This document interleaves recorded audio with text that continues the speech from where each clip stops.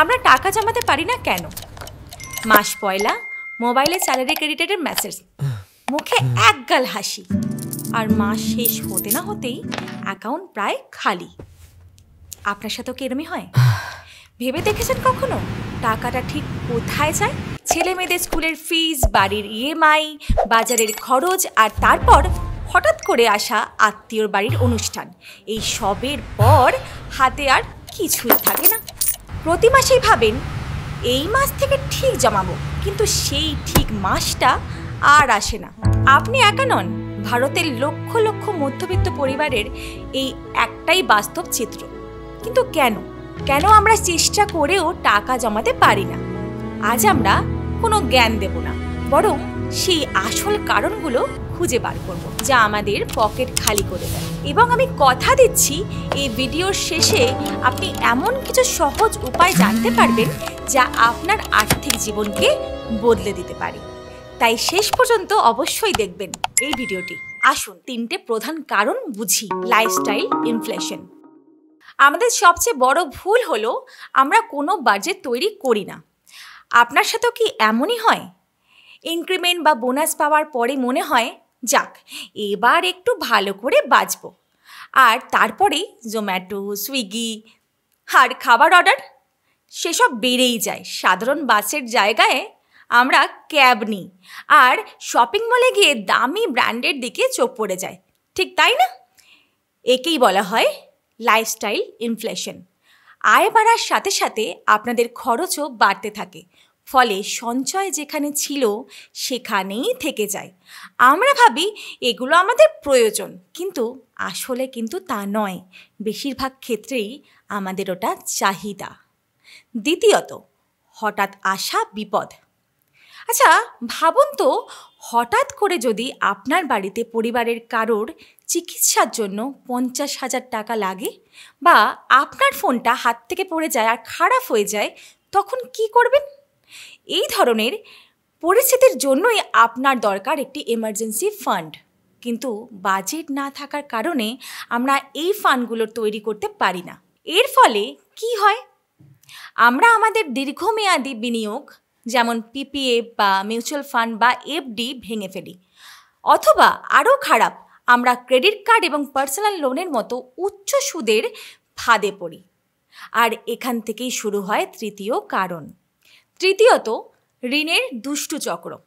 একবার উচ্চ সুদের ঋণ নিলে আমাদের আয়ের একটা বড় অংশ সেই ঋণের কিস্তি মেটাতেই চলে যায়। এর ফলে বিনিয়োগ শুরু করতে দেরি হয়ে যায় এবং আমরা চক্রবৃদ্ধি সুদের জাদুর থেকে বঞ্চিত হই। এটা একটা চক্রের মতো। বাজেট নেই, জরুরি তহবিল নেই, হঠাৎ খরচের জন্য ঋণের কিস্তিতে সব টাকা শেষ, বিনিয়োগ করার টাকা নেই। এই চক্র ভাঙার উপায় কি? ভয় পাবেন না, সমাধান আপনার হাতেই আছে, আর সেটা খুবই সহজ। আপনাকে শুধু 3টে নিয়ম মানতে হবে, মাত্র 3টে নিয়ম। প্রথমত, নিজের টাকার নিজে বস হয়ে উঠুন। 50-30-20 নিয়ম মানে থাম্ব রুল মেনে চলুন। আপনার মাসিক আয়ের জন্য একটি সহজ বাজেট তৈরি করুন, যাকে বলা হয় 50-30-20 নিয়ম। আপনার কর পরবর্তী আয়কে মানে আফটার ট্যাক্স ইনকাম 3টি ভাগে ভাগ করুন।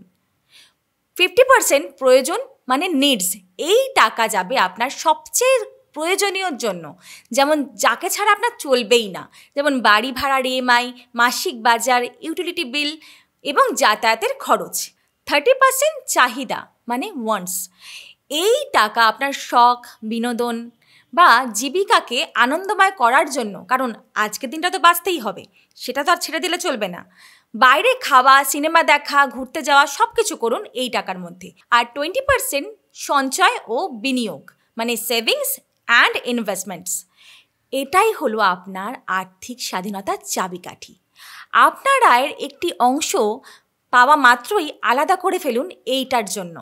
ধরুন আপনার আয় মাসিক 50,000 টাকা, তাহলে 25,000 টাকা প্রয়োজনে, 15,000 টাকা চাহিদায়, আর 10,000 টাকা সঞ্চয়ে যাবে।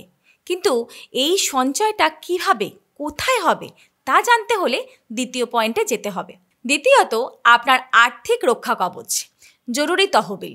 আপনার ওই 20% সঞ্চয়ের টাকা নিয়ে প্রথম যে কাজটি করতে হবে তা হলো একটি জরুরি তহবিল তৈরি করা।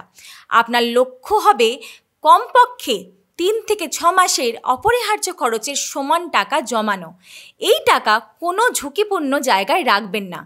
আপনার ব্যাংকের সেভিংস অ্যাকাউন্ট বা লিকুইড মিউচুয়াল ফান্ডে রাখুন, যাতে প্রয়োজনের সময় সাথে সাথে হাতে পান। এবং তৃতীয়ত সমাধান, ছোট অভ্যাস বড় সঞ্চয়।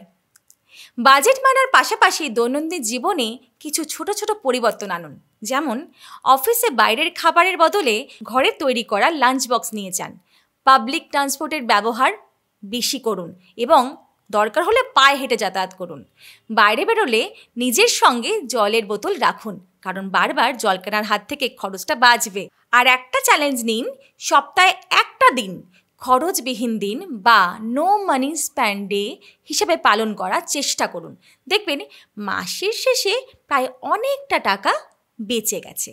তাহলে দেখলেন তো, টাকা জমানো কোনো রকেট সায়েন্স নয়, কিন্তু এর জন্য শুধু একটু শৃঙ্খলা আর সঠিক জ্ঞানের প্রয়োজন। আপনাকে আজ থেকেই সব কিছু শুরু করতে হবে এটা আমি বলছি না, শুধু একটা ছোট পদক্ষেপ নিন। আজ রাতে শোবার আগে একটা ডায়েরি বা আপনার মোবাইলের নোটপ্যাডে লেখা শুরু করুন আপনার টাকা সারাদিন কোথায় কোথায় খরচ হলো। এটাই আপনার প্রথম পদক্ষেপ। এই দুষ্টু চক্র ভাঙার ক্ষমতা আপনার মধ্যেই আছে। এই ভিডিওটাতে যদি আপনার জীবনের সাথে মেলাতে পারেন তাহলে অবশ্যই লাইক করুন এবং আপনার সেই বন্ধুদের সাথে শেয়ার করুন যারা এই একই সমস্যায় ভুগছেন। কমেন্টে জানান যে এই সঞ্চয় করা টাকার জন্য প্রতি মাসে আপনাদের কোন কোন সমস্যার মুখোমুখি হতে হয়। এরকম আরও সহজ ভাষায় আর্থিক পরিকল্পনার ভিডিও দেখার জন্য আমাদের চ্যানেলকে সাবস্ক্রাইব করতে ভুলবেন না কিন্তু, আর অবশ্যই একটা লাইক দিয়ে যাবেন। তাই আর দেরি না করে মনটাকে স্থির করুন এবং আজ থেকেই শুরু করুন আপনার সঞ্চয়ের রাস্তা বার করতে। মনে রাখবেন, আজকের একটা ছোট পদক্ষেপ আপনার সুরক্ষিত ভবিষ্যতের দরজা খুলে দিতে পারে।